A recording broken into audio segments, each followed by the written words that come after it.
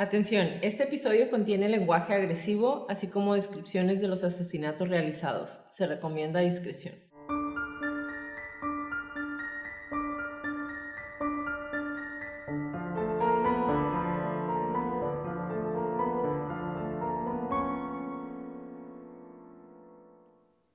Hola a todos, bienvenidos a Crónicas de Crimen. Yo soy su host, Jacqueline López, y me acompaña, como de costumbre, la Leti Mosqueda. Hi, Leti. Hi, Jackie. Queremos invitarlos a nuestras redes sociales, Facebook, Instagram, YouTube, Patreon, X, Threads y todas partes como @Crónicas de Crimen para que nos den follow. Ahí subimos toda la información y fotos de nuestras crónicas y a que nos compartan con sus conocidos. Es la única manera de que más gente pueda escuchar nuestras crónicas. Comenzamos.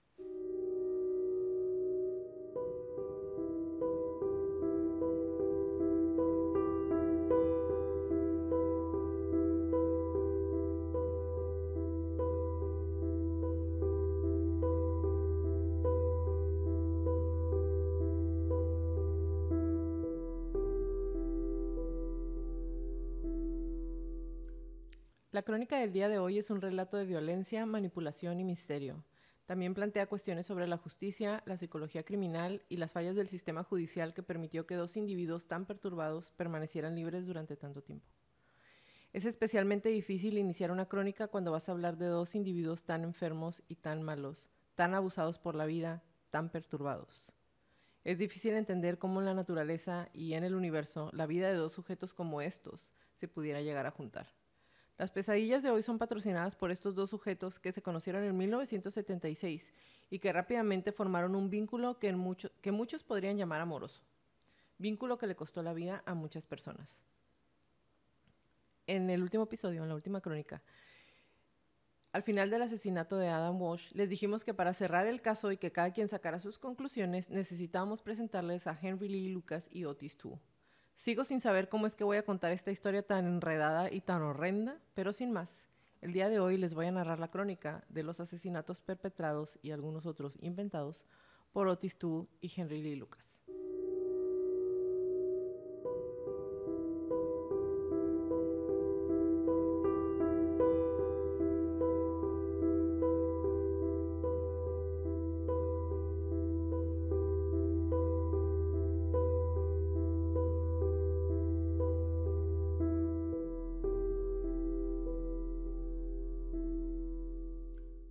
Ok, regresando a lo que les dije hace unos instantes, esta crónica fue el resultado inesperado, muy inesperado de la última crónica, de la crónica pasada, la de Adam Walsh, porque su expediente cerró con Otis Toole como responsable del asesinato de Adam. Sin embargo, también al final les dije que varios testigos que no tuvieron seguimiento por parte de las autoridades porque en su visión de túnel habían decidido que no eran relevantes, también ponían a otro asesino en serie, que este sí ya lo cubrimos, como un sospechoso muy viable, y me refiero a Jeffrey Dahmer. Y pues en busca de aclarar un poco las cosas, vamos a ver a estos dos para que la Cosío al final nos pueda hablar del perfil de todos los involucrados y cada quien escoja quién consideran el más viable. ¿Okay? ¿Cómo te hizo sentir la investigación de estos dos? Mal, muy mal. Me revolvió el estómago, me dio tristeza, me dio todo, porque, como bien dijiste, son dos personas muy enfermas, muy abusadas por la vida, y tampoco me explico por qué se encontraron. O sea, ¿en qué diseño de qué pedo? ¿Por qué se encontraron? ¿Por qué estuvieron tanto tiempo juntos? ¿Por qué salieron de la cárcel tantas veces? Guay. ¿No sentiste empatía en algún momento por ellos? En el Henry y Otis niños, sí. Pero conforme van avanzando ellos en su vida, es más difícil que se quede la empatía así completa.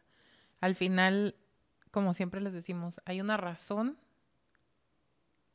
hay una explicación de por qué su comportamiento, pero de todas maneras es complicado que se quede la empatía. No voy a iniciar esta crónica como todas las demás, describiendo el momento en que los asesinos son aprendidos porque fueron momentos diferentes. Lo que voy a compartir es que este par se conoció en el 76 en la casa de la hermana de Otis en Jacksonville. Ambos compartieron historias de abuso y se dieron cuenta que tenían un gusto compartido por la violencia. Rápidamente formaron un vínculo romántico y comenzaron una relación que se extendió también al crimen, como ya se podrán imaginar. Sin intentar justificar ninguno de los hechos que voy a contar más adelante, pienso que en esta crónica en específico sí es muy importante que les platique con el mayor detalle posible de dónde vienen Lucas y tú. ¿Por qué? Porque pregunté la parte de la empatía específicamente, porque a mí, ya sé que hay mucha gente que no le gusta que demos opiniones personales, pero aquí sí me parece muy interesante. Escuché muchos podcasts, leí mucha información y yo creo que llegamos todos a la misma, al mismo fin. Obviamente no se justifica nunca el hecho de que una persona le quite la vida a otra, pero en la mayoría de los que escuché, la gente estaba muy de que, ay, pero es que hay mucha gente que fue muy abusada también de niño y no todos se convirtieron en asesinos.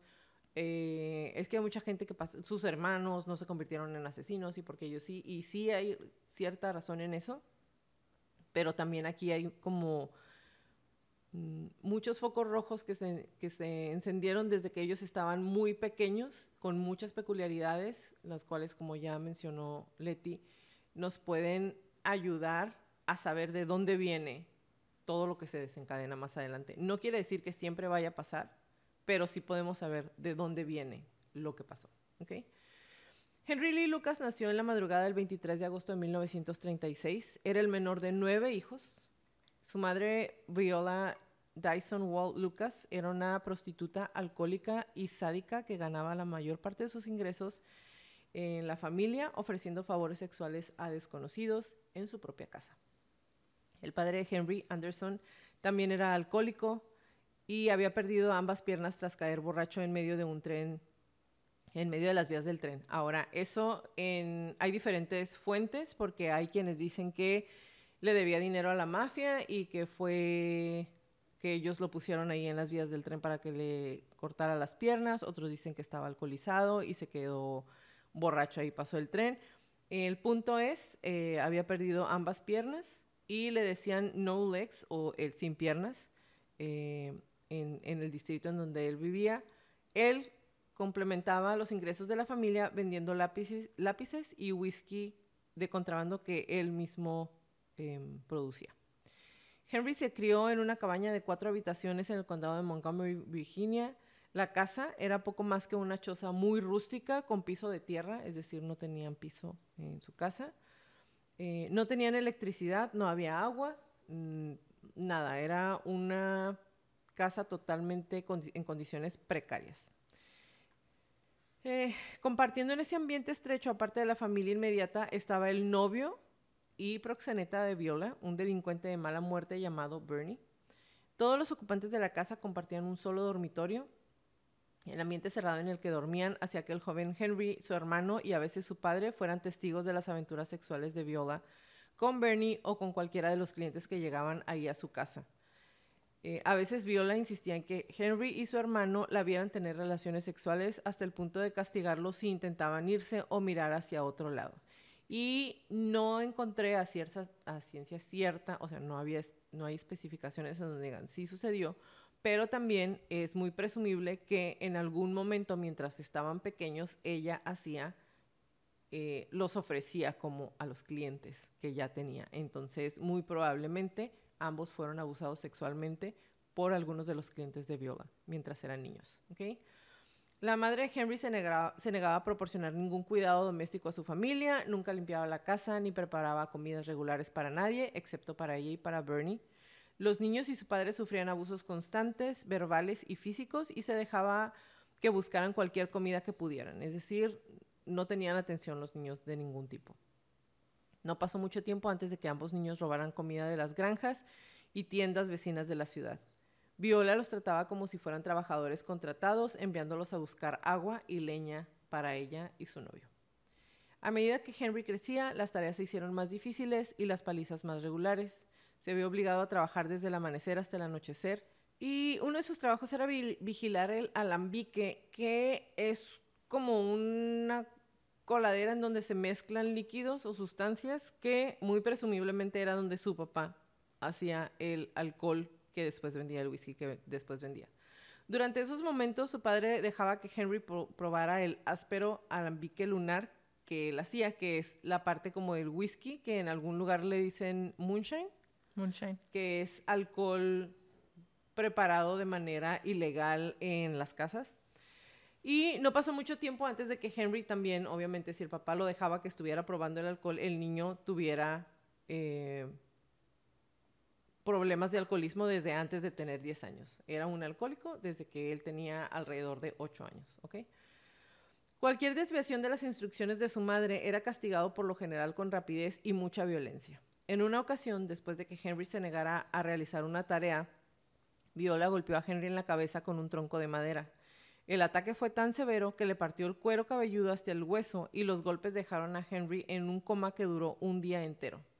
Curiosamente, la única persona que mostró alguna preocupación después de la paliza fue Bernie, el novio proxeneta de su mamá.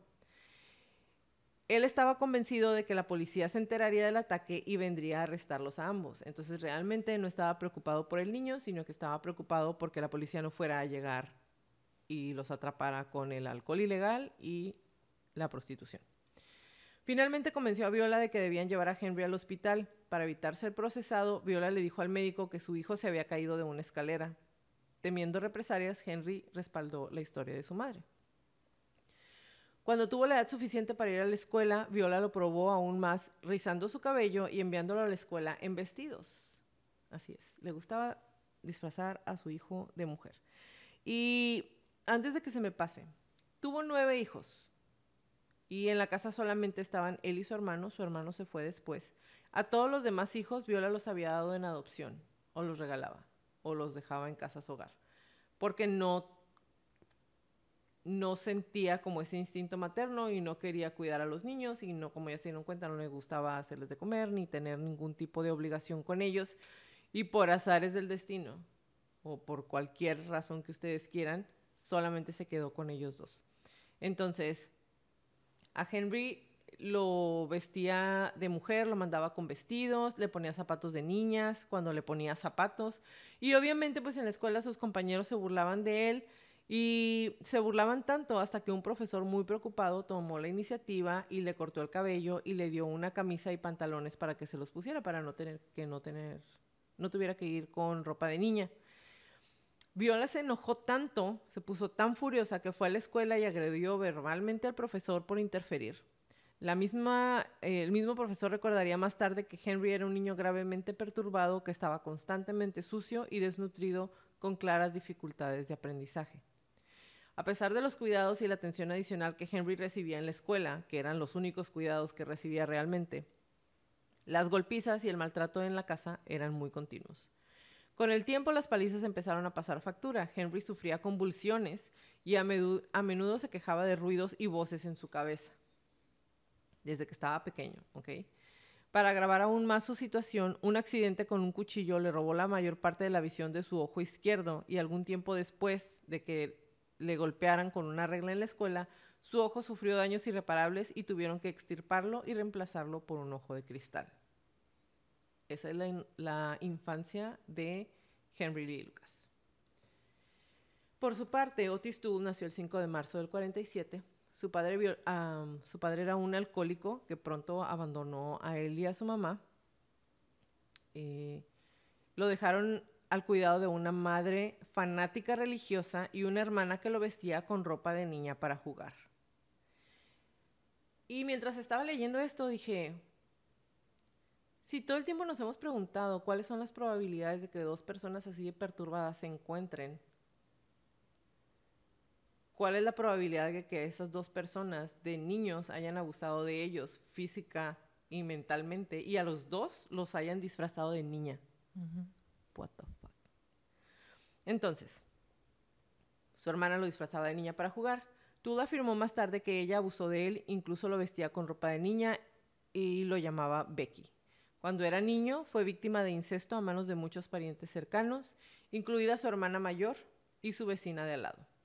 Su abuela materna era satanista. Lo expuso a varias prácticas y rituales satánicos en su juventud. Y por juventud, quiero decirles que era cuando era un niño, ¿ok? 6, 7 años. Esa es la juventud. Lo llevaba a prácticas, rituales satánicos, o lo llevaba a los cementerios en donde se robaban partes de cuerpos humanos para usar en hechizos mágicos, como les llamaba ella. Tu se ausentaba de casa repetidamente, pero siempre regresaba. Sufría de convulsiones y obtenía satisfacción incendiando casas vacías en su vecindario. Cuando más tarde se le preguntó sobre su elección de objetivos, Tu respondió: odiaba verlos ahí de pie. Con eso se refería a las casas. ¿Y cómo se dio cuenta? En algún momento en la escuela sus compañeritos llevaron cartitas con fotos de mujeres con poca ropa y se dio cuenta que sus amigos se excitaban sexualmente con esas fotos que a él no le causaban ninguna reacción. Pero un día vio cómo se estaba quemando y se estaba incendiando una casa y eso lo excitó sexualmente. Entonces se dio cuenta que eso era lo que a él realmente le gustaba. Su abuela lo llevaba a robarse cosas. Le enseñó acerca de la automutilación, el saqueo de tumbas, y le decía que era el niño del diablo, que era el hijo del diablo. Entonces,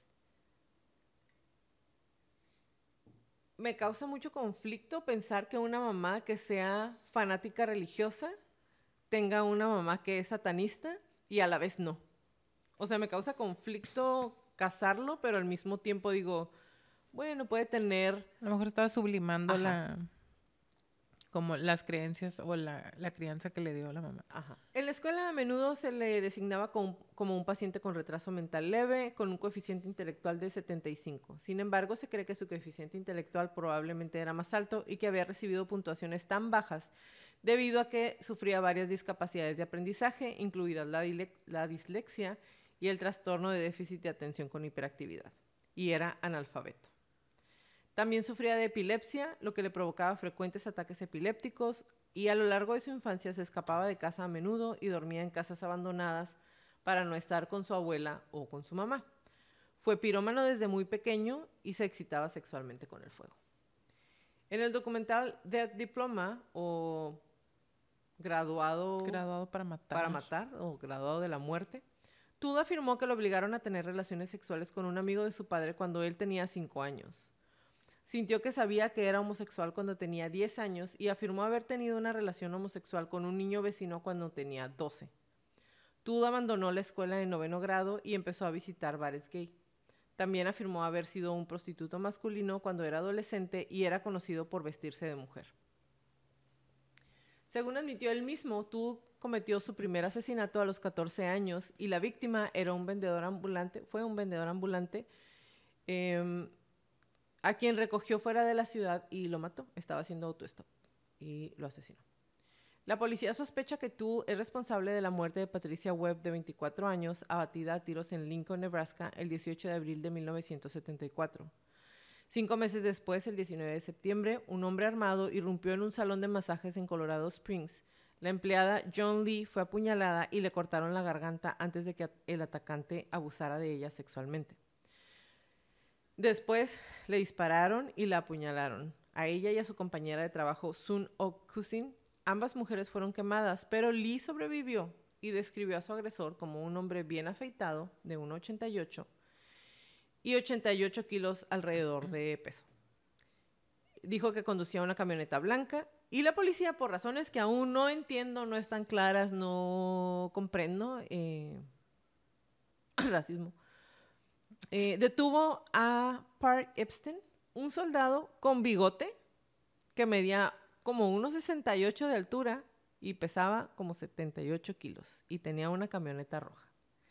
La mujer describió a un hombre bien afeitado de 1,88 y 88 kilos con una camioneta blanca y él medía 1,70, pesaba 78 kilos y tenía una camioneta roja. Fácil de confundir. Facilísimo. Mientras tanto, el 10 de octubre, Ellen Holman, de 31 años, fue secuestrada en Pueblo, Colorado, recibió 3 disparos en la cabeza y fue abandonada cerca de la frontera con Oklahoma. Los investigadores de homicidios ahora creen que Toole también apretó el gatillo en ese crimen. 2 años después, Toole conoció al asesino Henry Lucas en un comedor de beneficencia en Jacksonville y lo llevó a su casa para pasar una noche de bebida, conversación y sexo rudo. Lo de rudo yo lo puse. Los hombres tenían mucho en común, compartían recuerdos de asesinatos y esperaban con ansias el momento en que pudieran cazar juntos. Cazar es la palabra. En 1983, según la policía, habían atravesado el continente juntos varias veces, aniquilando víctimas al azar a un ritmo vertiginoso. A medida que Henry crecía, también lo hacía su fascinación por el mundo exterior. Soñaba continuamente con dejar atrás su vida de dolor y tormento y empezar a andar. Y con eso se refería a simplemente viajar. Antes, ¿cómo? Nómada. Era como nómada, trotamundos, andaba con la ropa que traía puesta y una mochilita y andaba por todo el mundo, ¿no? Llegaba a lugares, trabajaba 3 días, se ganaba su dinero, se iba a otra ciudad, todo lo hacía caminando o en raite o así. Eso era lo que él quería hacer. Anderson Lucas, el padre de Henry, era la única persona de la familia que mostraba algún signo de ternura hacia él desde que era pequeño. Cuando Anderson murió años más tarde, Henry se volvió amargado y cada vez más iracundo. Y el padre de Henry, Anderson Lucas, también, así como su accidente en el cual pierde ambas piernas, no está claro cómo sucedió, la parte de su muerte tampoco, porque hay quienes dicen que harto de que la mujer, de que Viola lo golpeara y de que abusara de él y de que le gritara y de que lo menospreciara todo el tiempo, él salió una noche que estaba haciendo mucho frío y se internó en el bosque y murió de hipotermia. También está la versión en que ella se pelea con él y lo saca de la casa y lo va y lo deja en el bosque en la silla de ruedas y ya no lo deja que entre y entonces él fallece de hipotermia. A final de cuentas fallece de una neumonía porque estaba haciendo muchísimo frío y él estaba fuera en el bosque. A los 13 años, Henry estaba casi completamente obsesionado con el sexo. Empezó a atrapar animales para poder utilizarlo en sus rituales sexuales privados y a menudo torturándolos hasta quitarles la vida. La bestialidad se convirtió en un comportamiento normal. Casi al mismo tiempo empezó a robar con más regularidad, a veces para comer, pero cada vez más para conseguir dinero. Más tarde, Henry se jactaría de haber cometido un asesinato por primera vez en 1952, con tan solo 14 años. Lucas contó cómo había secuestrado a una chica de 17 años en una parada de autobús y la había golpeado casi hasta dejarla inconsciente. Después la arrastró hasta un lugar apartado e intentó abusar sexualmente de ella. Cuando ella se despertó y empezó a gritar, Henry la estranguló hasta que se quedó inmóvil. Afirma que no tenía intención de matarla y dijo a los entrevistadores que le llevó mucho tiempo superar la cosa terrible que había hecho. Hasta esa fecha no hay constancia de que se haya cometido un crimen de ese tipo. Y esto lo vamos a ver, sucedió de manera muy común cuando él estaba hablando de los asesinatos. No decía, no la quería matar. No quería hacer la cosa terrible. O hice una cosa muy terrible. O esa cosa que hice. A eso se refería siempre. No era como un, no la asesiné. O la asesiné. O no quería hacer esto. Era como esa cosa. Esa cosa terrible. Ajá. Poco después del suceso, el hermano de Henry se escapó y se alistó en la marina. Después de marcharse, Henry pasó cada vez menos tiempo en la casa. La mayor parte del tiempo vagaba sin rumbo por el distrito buscando solo problemas. No tardó mucho tiempo en encontrarlos y posteriormente fue arrestado por allanamiento de morada, por entrada ilegal, y fue condenado y sentenciado a la Escuela de Formación para Niños en Beaumont, en Virginia. Los registros de la institución indican que mientras estuvo ahí, Henry fue disruptivo e hizo numerosos intentos de fuga, y más tarde formó una alianza con un recluso de color. Y según las autoridades penitenciarias, la relación era de naturaleza sexual. Un año después fue puesto en libertad y los registros de su estancia en Beaumont lo describen como amigable un minuto y melancólicamente peligroso al siguiente. El día después de su liberación, Henry se jactó de haber abusado sexualmente a su sobrina de 12 años. Durante los siguientes 9 meses trabajó como peón agrícola, aprendiendo diferentes habilidades, hasta que lo detuvieron por allanamiento de morada nuevamente y fue condenado, y como ya era adulto, fue condenado a cumplir 4 años en la penitenciaría estatal de Virginia. Ahora, Cuando él tenía 10 años, su mamá, pues ya sabemos, era prostituta, lo golpeaba continuamente, él no tenía amigos, los niños en la escuela se burlaban de él porque su mamá lo vestía de mujer. Entonces, y ya no estaba su papá. Entonces él no tenía permiso de hacer amistades, ni tenía una relación en donde alguien le diera amor de verdad desde que era un niño chiquito. Entonces él tiene 10 años y tenían una mula en su casa. Y él le daba de comer y platicaba con la mula. Y su mamá se da cuenta y le dice, ¿por qué le estás haciendo cariños? Es que es mi mascota. Y la mamá le pregunta, ¿y la quieres? ¿Quieres a tu mula? Y él, que era un niño de 10 años, le dice, sí, sí la quiero. Y la mamá se va al lugar en donde está la mula, la trae a la casa y con un cuchillo la mata delante del niño. What the fuck. Y la verdad, aunque ya me sabía la historia de lo que había hecho y todo, como que esa parte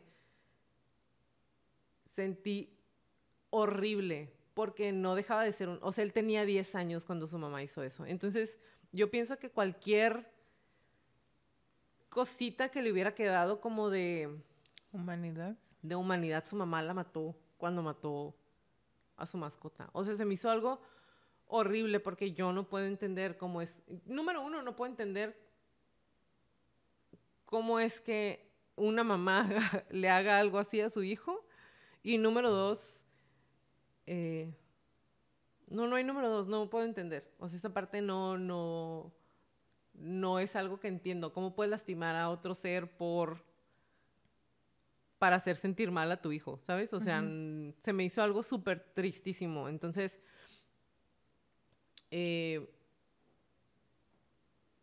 siento que esa parte, cuando le matan esa parte, es como que ya no le queda nada por intentar ser bueno o por intentar tener una conexión amorosa con ningún otro ser vivo. Después se va su hermano y pues se queda solo completamente con su mamá, ¿ok?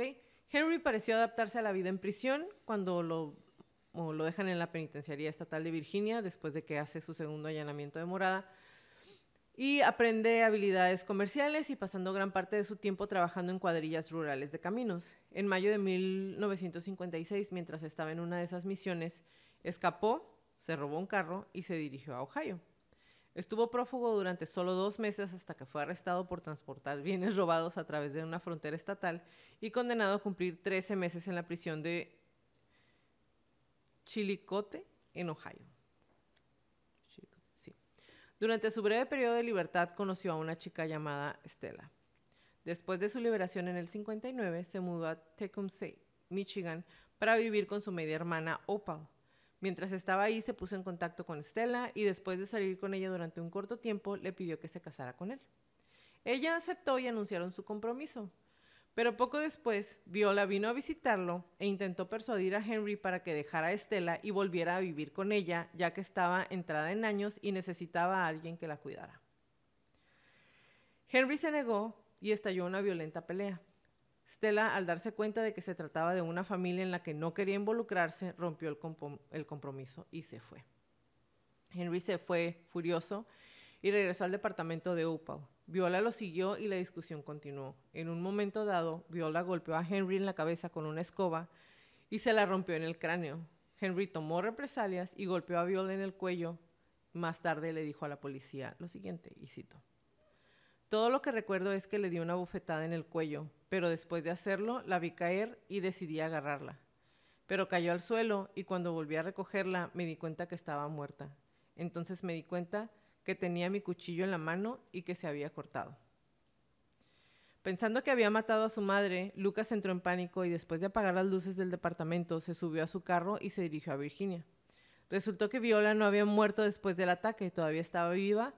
Y 48 horas después, cuando Opal regresó al departamento y la encontró tirada en un charco de sangre, llamaron a una ambulancia, pero debido al tiempo que llevaba desangrándose y al shock resultante, no pudieron salvarla y murió poco tiempo después.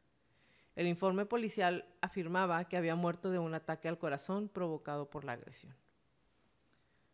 La verdad, yo pienso que se merecía haberse quedado ahí esos 2 días. Posteriormente, Henry fue detenido por la policía en Toledo, Ohio, y devuelto a Michigan acusado de asesinato en segundo grado. A pesar de asegurarle a la policía que había actuado en defensa propia, más tarde se declaró culpable y fue condenado a entre 20 y 40 años en prisión en el sur de Michigan. Henry describiría más tarde su estancia en el sur de Michigan como una pesadilla que no terminaría. Casi desde el momento que fue encarcelado, se quejó de oír voces en su cabeza que se burlaban de él día y noche. Los psicólogos de la prisión lo entrevistaron en un intento de calmarlo. Lucas habló libremente de las voces dentro de su cabeza, incluida la de su madre. Ella quería que me suicidara por lo que le había hecho, les dijo. Culpó a su influencia de su comportamiento destructivo e indisciplinado, y semanas después Henry escribió una carta a la policía. Algún tiempo después cumplió sus amenazas y se cortó las muñecas y el estómago con una cuchilla de afeitar en 2 ocasiones distintas. El personal de la cárcel frustró ambos intentos y fue trasladado al Hospital Psiquiátrico Estatal de Lona para recibir tratamiento. Lo que siguió fueron 4 años y medio de terapia con medicamentos y electrochoques que solo lograron hacer que Henry fuera más malo y más propenso a la violencia. En un momento dado les dijo a los médicos que si lo liberaban definitivamente iba a volver a matar. Y adivinen qué hicieron. Lo liberaron. Claro. Por supuesto. Yo pienso que era algo muy común en ese entonces. Sí, porque Si aparte... me sueltas, voy a matar a alguien. No, ya estás bien. No, ya estás bien o... Bueno, que sea problema de la siguiente persona y no mío. No tenemos el personal, no tenemos los recursos, no hay espacio. Necesitamos, para que nos den más recursos, decir que ya estás bien y te vuelvas a reinsertar en la sociedad y que seas problema de ellos y no de nosotros aquí en el hospital. Exactamente. Entonces, a pesar de sus amenazas y de decir que si lo soltaban iba a volver a asesinar, en 1966 fue trasladado de nuevo a la prisión estatal de Michigan. Increíblemente, poco después de su regreso, un psicólogo de la prisión realizó un examen de Lucas e informó a la Junta de Libertad Condicional que, y cito, Henry Lee Lucas carece gravemente de confianza en sí mismo. Carece de autonomía, fuerza de voluntad y resistencia en general. No tiene el coraje de culpar a otros por sus errores o desgracias o de involucrarse en conductas sociales agresivas destinadas a aliviar parte de su malestar. Yo diría que está haciendo buenos progresos. Ok. Lucas, por otro lado, estaba lleno de venganza.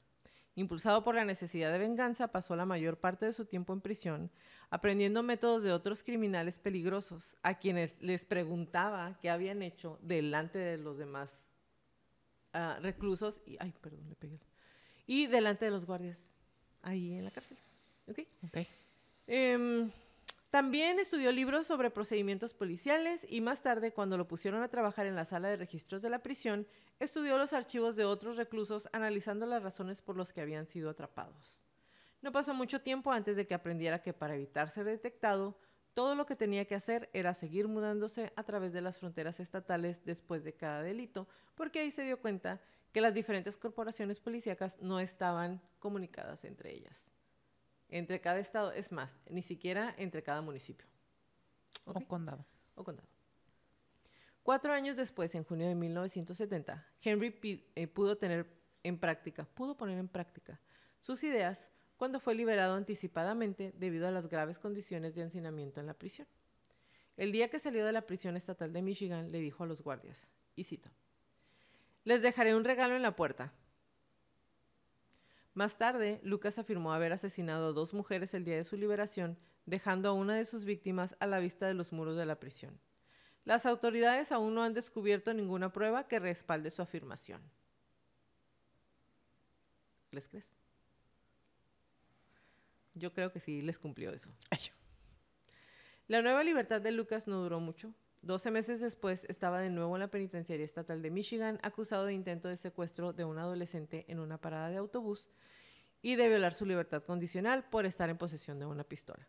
Después de cumplir otros 4 años, fue liberado en el 75 y dijo a los funcionarios de la prisión que esta vez iba a esconderse en algún lugar y conseguir un trabajo y ganar algo de dinero. En cambio, aunque finalmente encontraría un trabajo de tiempo parcial, Henry Lee Lucas comenzó a vagar por el país. Sus desafortunados vagabundeos marcaron el comienzo de uno de los episodios más controvertidos de la historia criminal en Estados Unidos.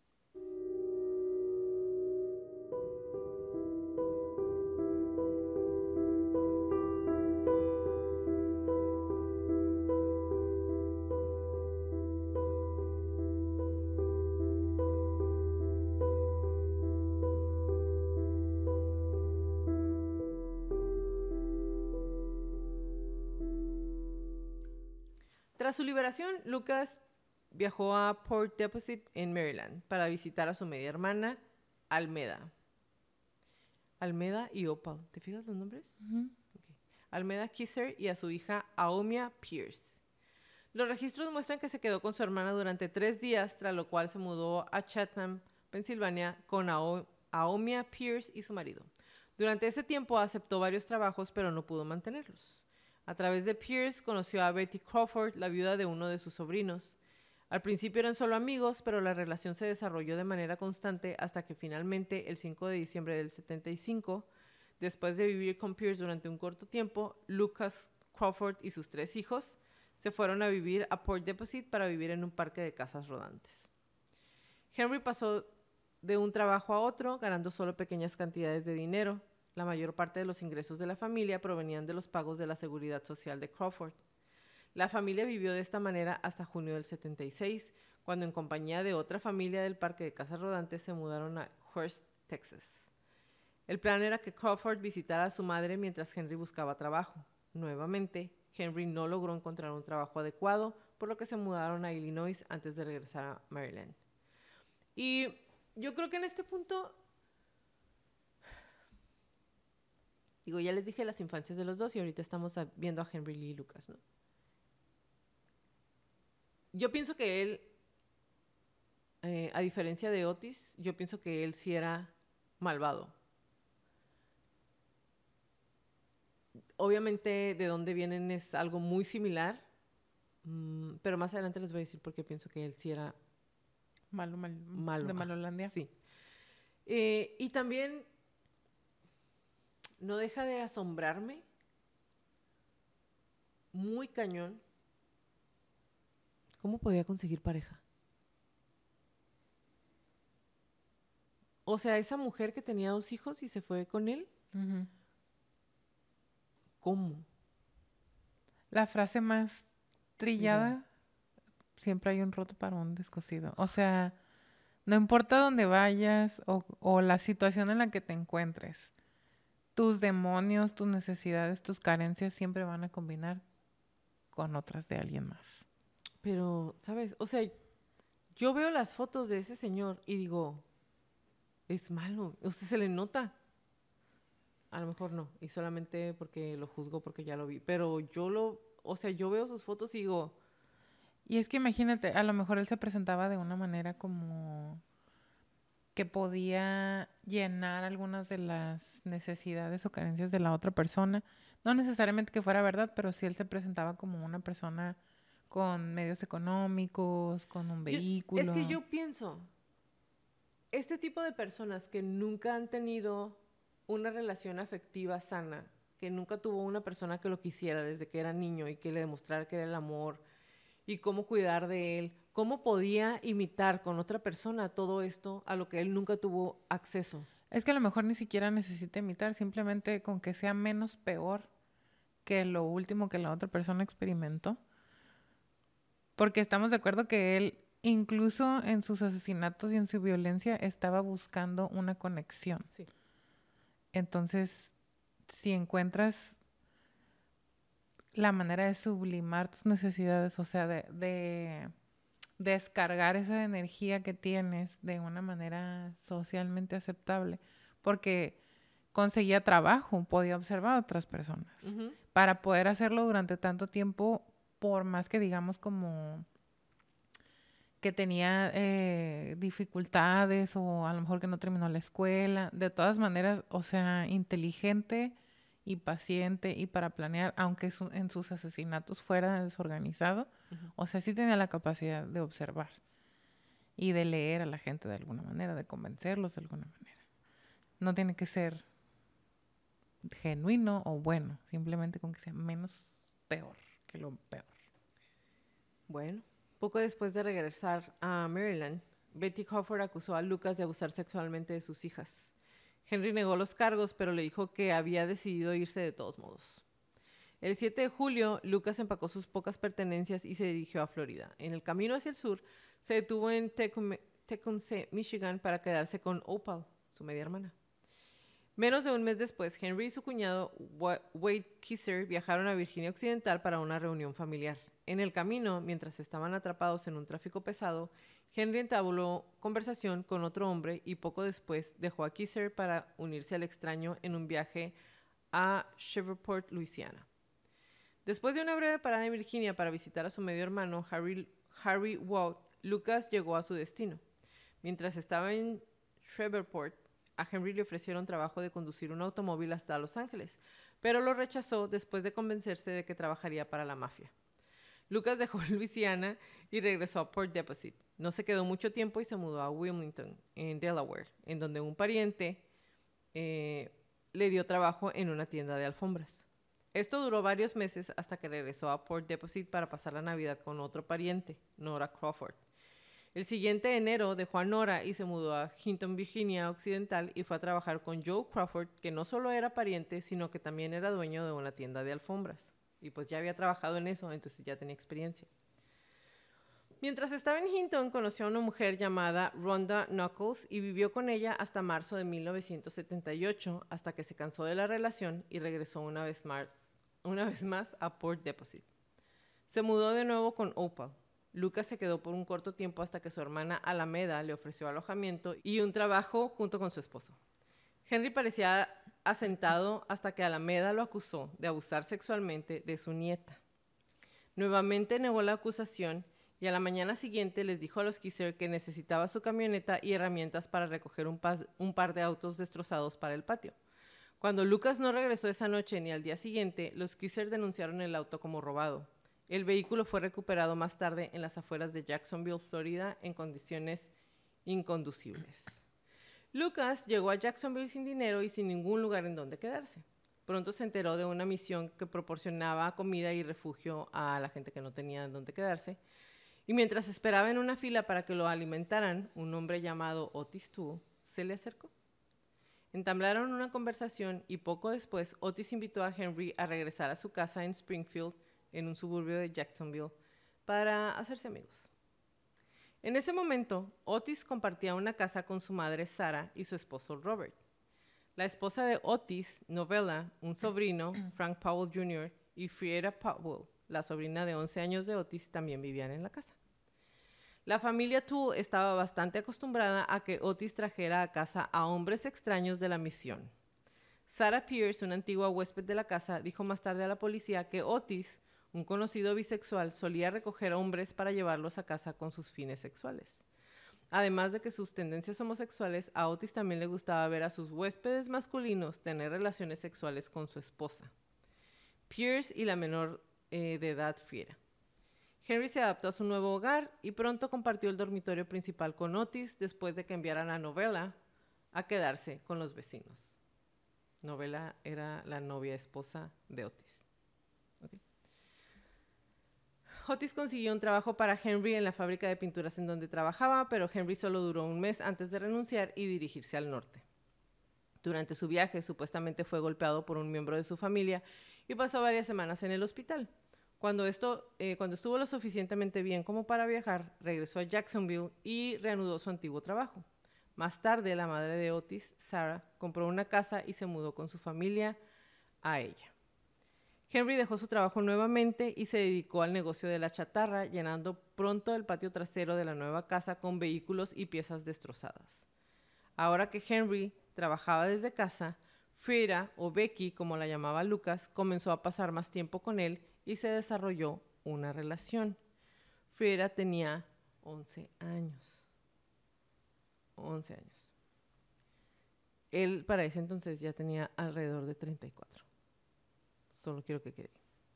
La familia parecía relativamente feliz durante más de un año, hasta mayo de 1981, cuando Sarah falleció. Después de su muerte, Otis y Henry tomaron a Frank y a Becky Frieda, y se dispusieron a viajar a California. Al principio los niños vieron que el viaje como una aventura, pero después de llegar a Arizona sintieron nostalgia por su hogar, por lo que Henry y Otis decidieron cancelar el viaje.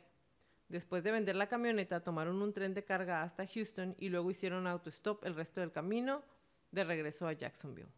Poco después de su regreso, robaron una camioneta de un pariente de Otis y la condujeron hasta Wilmington, en Delaware, donde la abandonaron.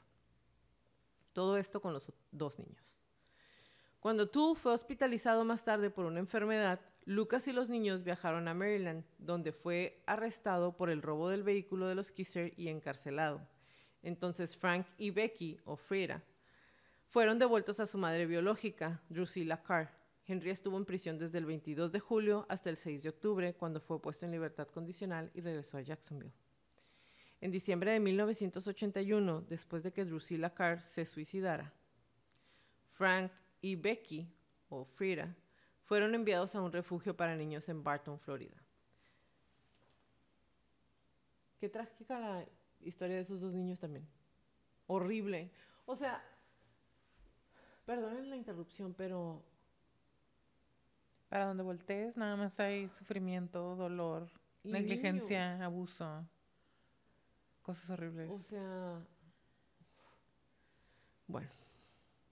El siguiente enero, o sea, en enero del 82, Becky huyó del refugio y poco después de su fuga, la policía circuló una orden de recogida o de atrapar a Becky y Lucas, ya que creían que él era responsable de transportarla desde la casa en Bartow de regreso a Jacksonville.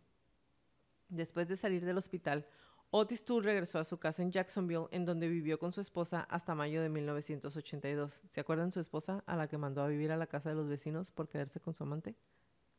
Esa. En el camino recogieron a un autoestopista en Texas para compartir el viaje. El hombre luego destrozaría el auto, lo que provocó que Toole y su esposa fueran hospitalizados por un tiempo. Finalmente, después de recuperarse, regresaron nuevamente a Jacksonville. Según los registros policiales, poco después de que Lucas y Toole se conocieran, pasaron su tiempo libre bebiendo y recorriendo las carreteras en busca de diversión. Al parecer, su idea de diversión era robar pequeñas tiendas de conveniencia y en raras ocasiones bancos. Robaban dinero, comida y cerveza y se deleitaban claramente aterrorizando a las personas que estaban trabajando en las pequeñas tiendas. La pareja se volvía más atrevida y violenta con cada crimen y con el tiempo sus crímenes se volvieron más brutales hasta el punto de que si un empleado de la tienda o del banco o cualquier lugar que estuvieran asaltando se resistía de la más mínima manera, lo mataban a tiros y lo dejaban en un charco de sangre. Lucas más tarde relataría uno de esos incidentes a la Oficina de Investigaciones de Georgia. Le dijo a la policía que él y Otis robaron una pequeña tienda de conveniencia en el oeste de Georgia. Lucas se acercó al mostrador, sacó una pistola calibre 22 y la apuntó a la sien de la empleada. Después de atar a la aterrorizada mujer con una cuerda, la arrastró hasta la parte trasera de la tienda mientras Toole registraba la caja registradora.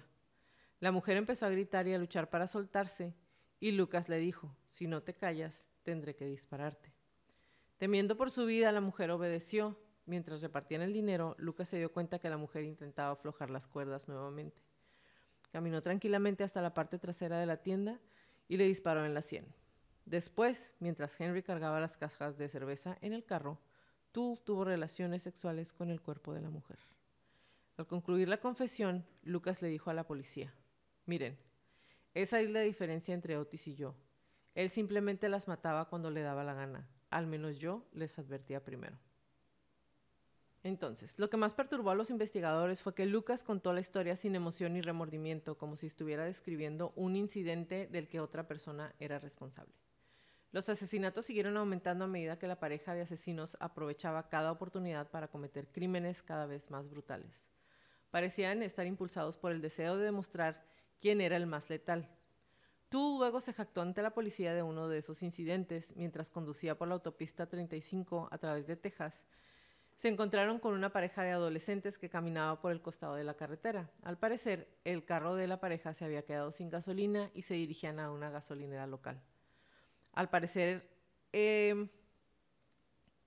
Otis se bajó del vehículo y le disparó al chico 9 veces en la cabeza y el pecho. Y tiró el cuerpo a una alcantarilla mientras Lucas arrastraba a la histérica chica hasta el asiento trasero. Mientras Otis conducía, Henry abusó de ella repetidamente. Otis explicó que ver a Lucas teniendo sexo con otra persona le hizo enojar. Lleno de celos, Toole detuvo el carro y arrastrando a la chica hasta la carretera le disparó 6 veces. Después volvieron a Jacksonville dejando el cuerpo tirado ahí en la carretera. Todos los que se encontraron y que entraron en contacto eran víctimas potenciales. Vagabundos, mujeres con problemas en el carro, autoestopistas, todos cayeron en presas de este dúo mortal. Como los asesinatos se cometían principalmente en zonas remotas, no había testigos. Si sus carros se estropeaban o se quedaban sin gasolina, robaban otro carro y normalmente asesinaban al conductor. Después conducían el nuevo vehículo a otro estado, lo tiraban y hacían autostop hasta el siguiente lugar. Cuando no estaban robando o abusando y matando, hacían trabajos ocasionales hasta que la sed de sangre hacía demasiado fuerte y regresaban nuevamente a asesinar.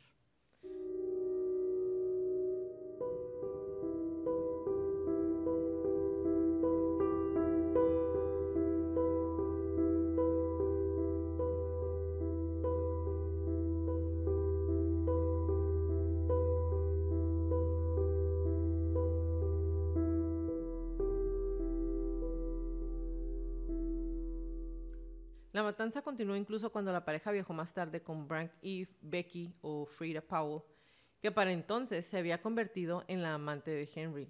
A estas alturas ella tenía en algunos lugares dice 13 y 14 años, ¿no? Entonces, más o menos esa era la edad de la niña. Desde Maryland a California, de Texas a Michigan, violaron, robaron y asesinaron. A menudo, mientras Frank y Becky esperaban en el carro, los dos hombres cometían sus crímenes y se marchaban como si nada hubiera sucedido. Henry le dijo que disfrutaba especialmente asesinando a mujeres cuyos carros se habían averiado en carreteras solitarias. Le dijo a la policía que las consideraba un almuerzo gratis. Una de esas víctimas fue encontrada tirada en un campo completamente desnuda. Había sido apuñalada 35 veces en el pecho, el cuello, los brazos y la espalda. Le habían hecho cortes profundos a lo largo de la parte interior de los brazos y desde la mitad del pecho hasta el hueso púbico. Le habían cortado y extirpado ambos pezones. Según la policía, que reconstruyeron metódicamente el rastro de terror del asesino a partir de recibos de sueldo y vehículos abandonados, Otis y Toole fueron responsables de hasta 4 o 5 asesinatos en cada estado antes de mudarse a otro estado para evitar ser detectados. En más de 2 ocasiones, la pareja cometió varios asesinatos en un solo día. Y yo entiendo que en ese momento había muchísimos asesinos activos. Sí. Digo, yo pienso que en cualquier momento hay muchos asesinos activos, pero... O sea, 5 en cada estado, varios en un día y nadie... Sin poderles como tomar una verdadera pista o algún tipo de... algo que los ayudara a rastrearlos. Me hace hasta dudar que fuera tomado en consideración como algo importante en ese momento. De todas las denuncias de comportamiento violento que Lucas y Toole hicieron a la policía, ninguna fue más escandalosa que su historia de un extraño culto religioso al que les pidieron que se unieran. Supuestamente, y digo supuestamente porque sabemos que eran mentirosos compulsivos ambos. Supuestamente durante una de sus oleadas de asesinatos, Henry y Otis fueron abordados por un extraño que les ofreció el trabajo de entregar autos robados a varios destinos. Lucas no se impresionó y rechazó la oferta, ya que temía que les aumentara la posibilidad de ser detenidos por la policía. El extraño luego hizo otra oferta. Les preguntó si estarían interesados en un asesinato por encargo a nombre de su organización. Les dijo que les pagarían $10,000 por cada ejecución. Lucas y Toole estaban interesados y pensaron que si ya se dedicaban a matar por diversión, podían cobrar por ello. El extraño dijo que los contrataría con una condición. Tienen que unirse a nuestra religión y una vez que lo hagan, solo hay una salida. ¿Qué tipo de religión?, preguntó Lucas, y preguntarán ustedes. Se llama la mano de la muerte. Adoramos al diablo. El relato anterior es la versión de Lucas de cómo los dos llegaron a asociarse con el culto. Otis, por su parte, más tarde estaría en desacuerdo con algunos de los detalles, pero aparte de las variaciones en pequeños detalles en las historias de los dos hombres, ambos juraron que sí se unieron a esa religión. ¿Okay? Varias semanas después, la misteriosa reunión, Lucas y Toole supuestamente viajaron a Florida para reunirse con los líderes de la secta. En un almacén abandonado en la costa de Miami, el mismo desconocido los recibió y se presentó como Don Meterick. Cuando Meterick comenzó a hablar sobre los crímenes que los dos habían cometido en el pasado, Lucas empezó a sospechar y le preguntó a Meterick cómo sabía tanto sobre ellos. Él se rió y dijo: Otis ha estado trabajando para mí durante años. Lucas le dijo a la policía años después que en ese momento se había sentido traicionado por Otis y no podía creer que lo hubiera manipulado para unirse a la secta.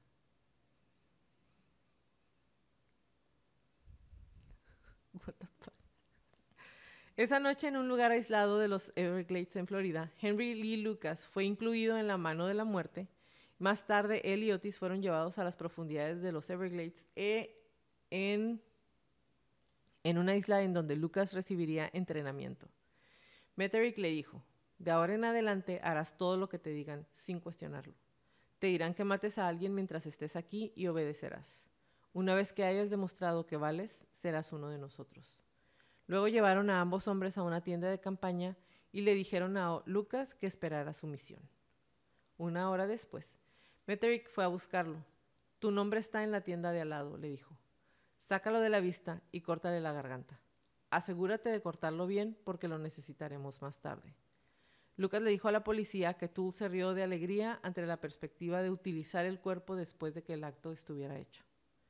Armado con un cuchillo, Henry fue a la tienda de al lado. Otis fue con él.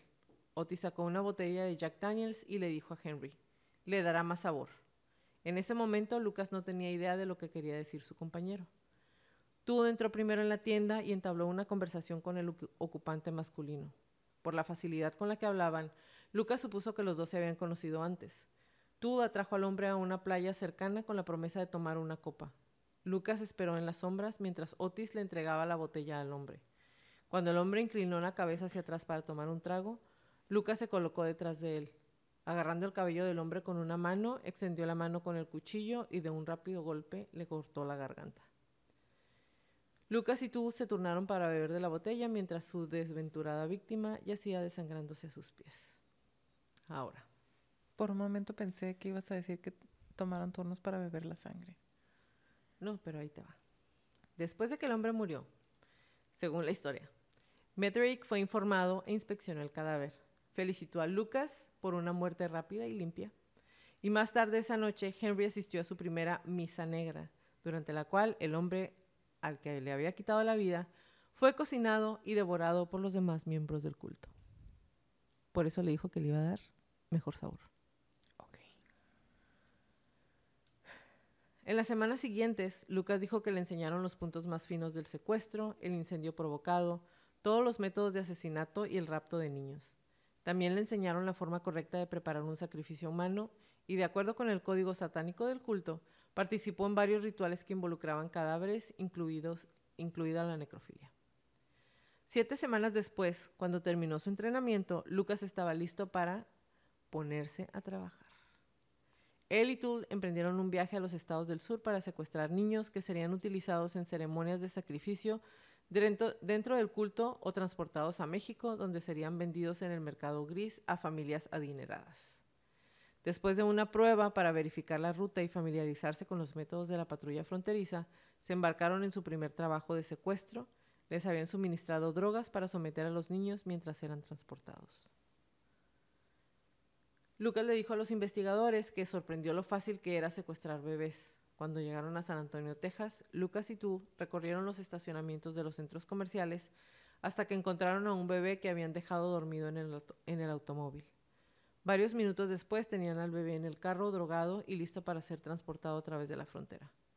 También secuestraron a niños mayores y adolescentes que luego fueron drogados y utilizados en películas pornográficas que fueron hechas y distribuidas por la secta. Que te voy a decir una cosa. Uh-huh.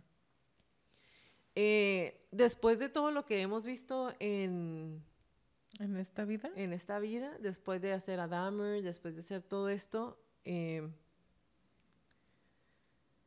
no quisiera decir, pero tiene pues un poco de sentido lo que dicen. O sea, no sentido como, wow, fueron ellos, pero si me dijeran que todo esto es real, tampoco diría, no puedo creerlo, porque con todo lo que hemos visto... Hasta ayudaría a explicar varias cosas, ajá, verdaderamente.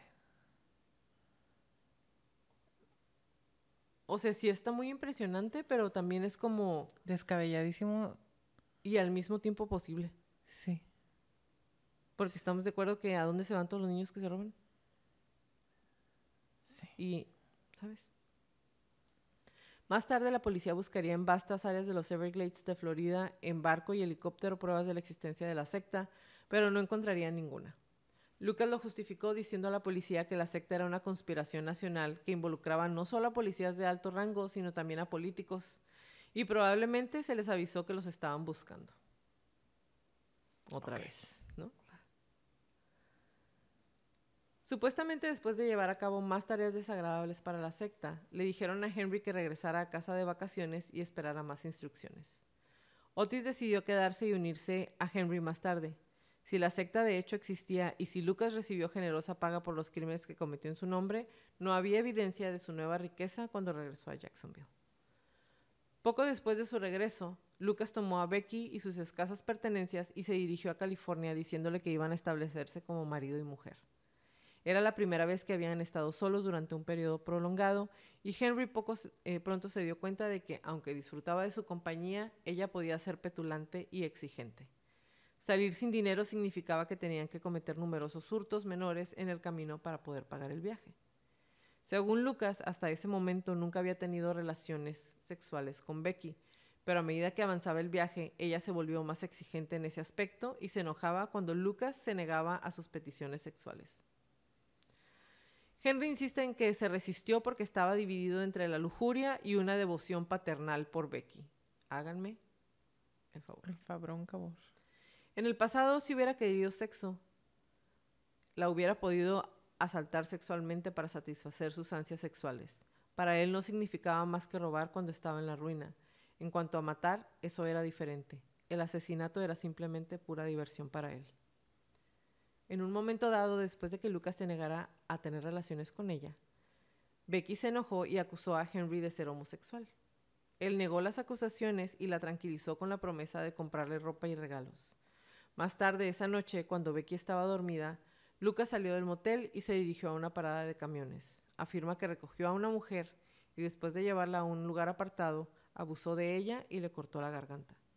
Después de limpiarse, regresó al motel antes de que Becky despertara. A medida que avanzaba el viaje, Lucas insiste en que se puso en contacto con Metherick y le encargó matar a un hombre en Beaumont, Texas. Supuestamente, el objetivo era un abogado que estaba a punto de dar información a la policía sobre la secta. Después de llegar al pueblo y alojar a Becky en un motel, Lucas localizó a su víctima y lo siguió, esperando la oportunidad para quitarle la vida.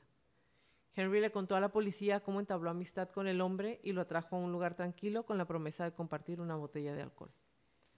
La historia adquirió un tono familiar cuando contó cómo cuando el abogado inclinó la cabeza hacia atrás para beber un trago, Lucas le cortó la garganta de un solo golpe, como su primer víctima.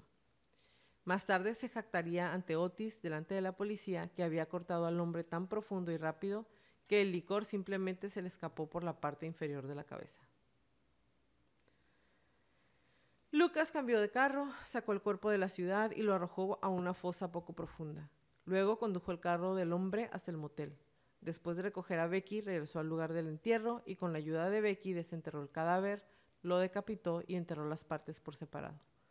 Dejaron los pies del hombre sobresaliendo de la tierra para que lo encontraran. De esa manera, razonó Lucas, Metherick se enteraría y sabría que había hecho el trabajo y le pagaría por ello. Lucas insiste en que la espantosa tarea excitó sexualmente a Becky hasta el punto de que cedió y la dejó acariciarlo en la cama más tarde esa noche. Sin embargo, después de platicar todo esto, él siguió diciendo que seguían en la carretera, seguían asaltando para poder sobrevivir. Entonces, ¿cómo puede ser posible que si, de acuerdo a sus declaraciones, estaba en la secta y le pagaban $10,000 cada que le quitaba la vida a alguien, cómo podían tener tanta necesidad de seguir robando? En ese contexto, creyéndole su historia, porque era por diversión. Porque él dijo, si ya lo hago por diversión, que me paguen. Entonces, el hecho de que me paguen no significa que voy a dejar de hacer lo que me divierte o lo que me gusta. Pero lo que le divertía era quitarles la vida, no asaltar. Asaltaba por necesidad. Pues Ahí era lo dijo. parte de, no sé, a lo mejor, digo, es querer encontrarle sentido a unas personas que no, Sí. que de este. Después de 3 meses en la carretera, Henry y Becky finalmente llegan a California cansados, hambrientos y sin dinero. El dinero para el golpe no se materializó por lo que vagaron por el estado robando para comer y haciendo trabajos ocasionales. Finalmente, el carro en el que iban se averió y empezaron a hacer autostop. Becky estaba desilusionada e infeliz. La vida en la carretera con Henry no fue lo que ella esperaba y empezó a quejarse sin cesar, exigiendo que la regresaran a Florida. Se dirigieron hacia el norte a Oregon y más tarde a Washington, donde Lucas siguió abusando sexualmente y asesinando gente. En un momento dado, mientras viajaban por la zona de Seattle, Lucas leyó sobre la oleada de asesinatos cerca del río Green e insistió en que luego salió y mató a varias prostitutas y dejó sus cuerpos iguales a los que se informaron en el periódico para que alguien más fuera culpado por ellos. La policía desestimó las acusaciones más tarde después de que demostrara que Lucas estaba en otro lugar al momento de los asesinatos del Green River Killer, que ya lo hicimos creo que en la segunda temporada. Entonces, él declara cosas y luego la policía hace de repente poquita investigación y se da cuenta que les están echando mentiras. Por eso hasta ahorita seguimos sin realmente tener el número veraz de personas a las que ellos les quitaron la vida, porque en su momento la policía no tenía manera de saber si estaban diciendo la verdad y no había suficiente evidencia o suficiente investigación. ¿Okay? Mientras hacían autostop en un distrito rural de California, Lucas y Powell fueron recogidos por un empresario local. El hombre Jack Smart era dueño de una tienda de antigüedades en el pequeño municipio de Hemet. Y dijo más tarde que sentía pena por la pareja, ya que parecían estar al límite de sus fuerzas. Los llevó en su carro de vuelta a su casa y les dio de comer, y después de la cena, Lucas le dijo a su anfitrión que Becky era su esposa y que estaban de viaje en busca de trabajo. Smart les ofreció alojamiento a cambio de que Henry le ayudara en la tienda y realizara algunas reparaciones muy necesarias en el edificio. La esposa de Smart comentó en ese momento que parecían una pareja extraña, un vagabundo sucio y tuerto y su niña novia. Durante un tiempo, Henry trabajó duro. No mucho después de su llegada, se corrió la voz de sus habilidades y pronto lo contrataron para realizar varias tareas de mantenimiento en todo el distrito. En los 4 meses que permaneció en este pueblo, Lucas demostró ser inestable. Henry trabajaba duro y rápido, deteniéndose solo el tiempo necesario para la siempre presente taza de café y un cigarrillo al final del día. Aunque Henry pasaba la mayor parte del tiempo con Becky, aún encontraba tiempo para salir de excursión 1 o 2 días, presumiblemente, para satisfacer sus deseos asesinos. En esa época, la señora Smart recibió una llamada de unos parientes de Ringgold, Texas.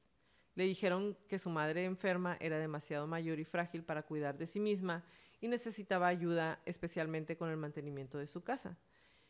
Entonces, los Smart dieron con la solución perfecta porque estaban Henry y Becky, que no tenían en dónde quedarse. Él era muy bueno para hacer las labores de mantenimiento, entonces dijeron, wow, tenemos quien nos ayude con mi mamá.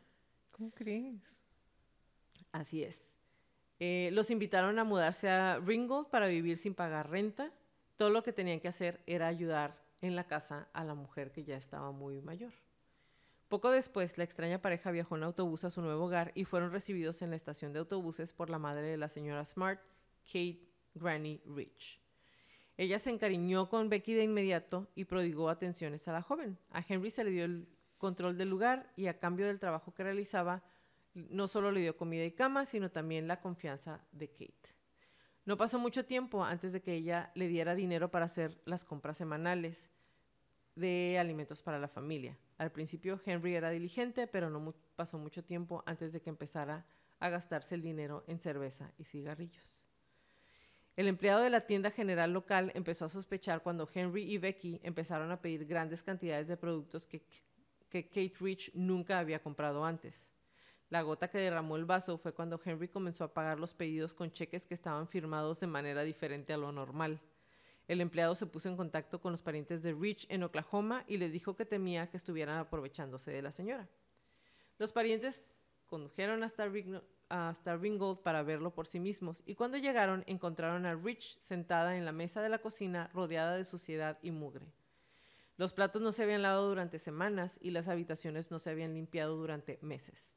Lucas y Powell estaban en el sofá durmiendo. La familia se enfureció y exigió que Henry y Becky se fueran inmediatamente. A la pareja le dieron dinero para el pasaje de autobús y los llevaron al pueblo para esperar el siguiente autobús. En lugar de tomarlo, Henry decidió que debían quedarse con el dinero y hacer autostop hasta Wichita Falls. La intención era recoger el dinero que le enviaba Jack Smart para pagar las reparaciones de la casa de Rich. Pronto fueron recogidos por un hombre amable en una camioneta y condujeron 10 millas hacia su destino. Y todo fue bien hasta que Henry fue a buscar el dinero prometido a la oficina de correos y descubrió que no se lo habían enviado. Una vez más estaban arruinados, hambrientos y sin hogar.